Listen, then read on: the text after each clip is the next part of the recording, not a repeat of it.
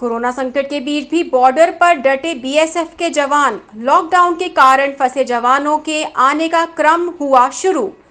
अब तक करीब 2,500 से ज्यादा जवान लौटे तैनाती स्थल पर। केंद्र सरकार द्वारा लॉकडाउन में लगातार दी जा रही रिलैक्सेशन व कई इलाकों में ट्रेन, बसें व वायु सेवा सहित आवागमन के साधन शुरू होने के साथ छुट्टियों पर जाने के बाद लॉकडाउन के कारण अपने घरों में फंसे हुए सेना, वायुसेना व सीमा सुरक्षा बल के जवान एवं अधिकारियों के वापस अपनी ड्यूटी व बटालियनों में लौटने का क्रम शुरू हो गया है। अब तक करीब 2,500 से ज्यादा विभिन्न सुरक्षा बलों के पर्सोनल्स जैसलमेर में अपनी तैनाती स्थल पर लौट चुके हैं, जहां सुरक्षा बल व सेना के मुख्यालयों द्वारा इन सुरक्षा बलों के पर्सोनल्स को नजदीकी स्थान से लाने के लिए गाड़ियां भिजवाई गई हैं। वहीं अपने साधनों से भी इनके आने का क्रम जारी है।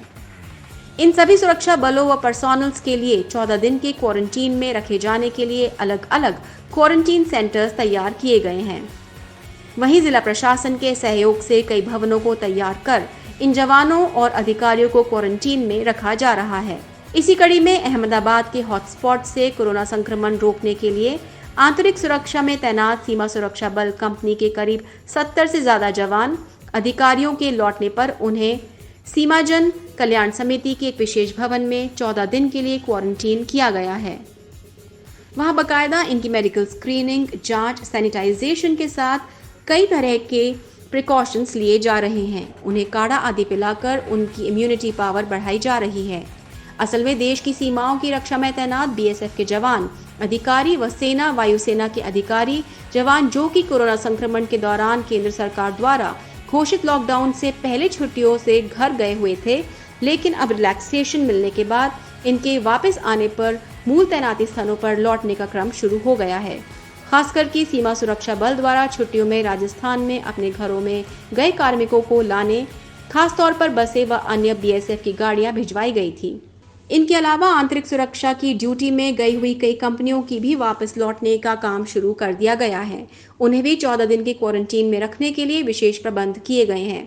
जैसलमेर में आई एक कंपनी को प्रशासन द्वारा मुहैया करवाए गए भवन में क्वारंटीन करके रखा गया है।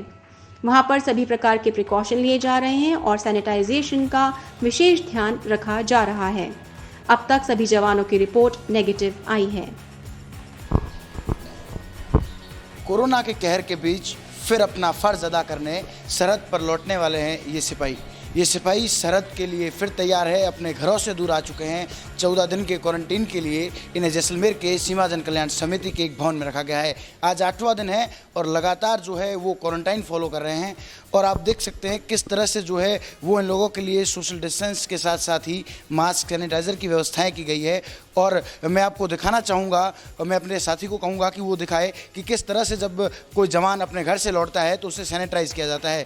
तो एक सैनिटाइज़र मशीन रखी गई है और जवान अंदर आते ही पहले उसे एक फुल तरह से सैनिटाइज़ किया जा रहा है और सैनिटाइज़ करने के बाद ही उनके जूतों को, हाथ पैरों को और फुल सैनिटाइजेशन के बाद ही उसे भवन में जो है वो एंट्री दी जा रही है। साथ ही साथ जो है पूरी तैयारियां की गई है क्वारंटाइन में और यहाँ पर चिकित्सा की टीम जो है वो भी मौजूद है। मैं मेरे साथी से कहूँगा वो आपको दिखाएंगे कि किस तरह से जो है वो सैंपलिंग का कार्य जो है वो सुनिश्चित किया गया है कि जो जवान हैं उन सभी के पहले रैंडम सैंपलिंग लिए गए थे, लेकिन अब जो है वो प्रशासन ने निर्णय लिया है, बीएसएफ ने निर्णय लिया है कि सभी जवानों के सैंपल लिए जाए ताकि कोई भी खतरा जो है वो कोरोना को लेकर और ना बढ़ सके।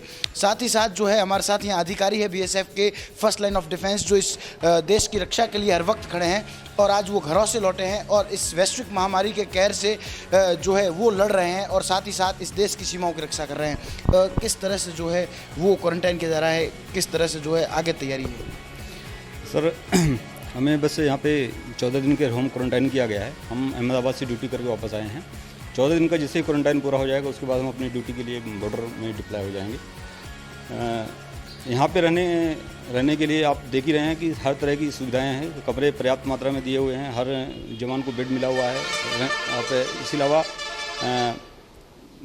पानी और हर तरह की सुविधा यहाँ पे उपलब्ध है। जो है वो किस तरह से स्कैनिंग की जा रही है डेली बेसिस पे, किस तरह से जो है और कितने लोगों को जो है वो क्वारंटाइन किया गया है?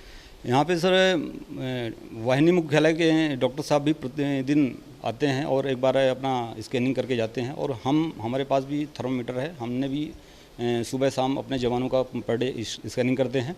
इसके अलावा हमारे जो जवान हैं उनमें से 4 लोगों का रैंडम सैंपलिंग यहाँ से जवाहर हॉस्पिटल से किया गया था, उनकी रिपोर्ट नेगेटिव आई है। अभी सभी बाकी 30 जवान और हैं, टोटल 34 जवान थे, उनमें से 30 जवान और हैं, उनकी आज सैंपल लेने के लिए टीम एक आई हुई है, वो ले रही है। जी हाँ, जो है अहमदाबाद से सैंपलिंग जो आने के बाद सैंपलिंग भी हुई है और अहमदाबाद में आप जो है वो कोरोना योद्धा की तरह लड़ रहे हैं। तो कोरोना से क्या लगता है, आप कोरोना से को लेकर किस तरह से अवेयर हैं और क्या लगता है कोरोना से क्या जवान कभी डर सकता है?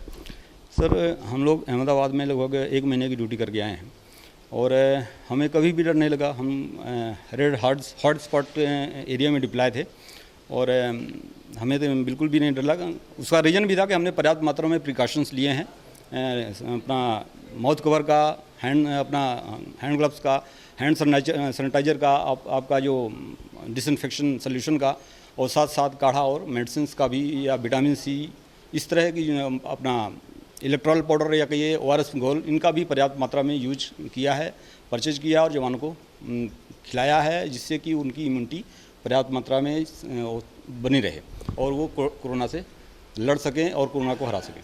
जी हाँ, कोरोना को हराने के लिए इस देश की सरहद पर फिर ये तैनात होने वाले हैं। इम्यूनिटी पावर के लिए एक जो है वो पर्याप्त मात्रा में काढ़ा भी है और जानकारी के अनुसार जो है दिन में 2 वक्त इन्हें वो काढ़ा पिलाया जा रहा है ताकि इनकी इम्यूनिटी जो है वो बढ़ती रहे। साथ ही जो पहले सैंपल लिए गए थे वो सभी नेगेटिव आए हैं और साथ ही साथ जो है आने वाले दिनों में फिर ये सरहद पर हमारी सुरक्षा के लिए रहेंगे और कोरोना से डर ये एक जो है इनकी डिक्शनरी में हो सकता है कि वर्ड ही ना हो डर, क्योंकि ये अपनी जान पर खेल कर हमारी रक्षा कर रहे हैं। मैं Shrikant Vyas, Jaisalmer. Bureau report, VDTV Bharat.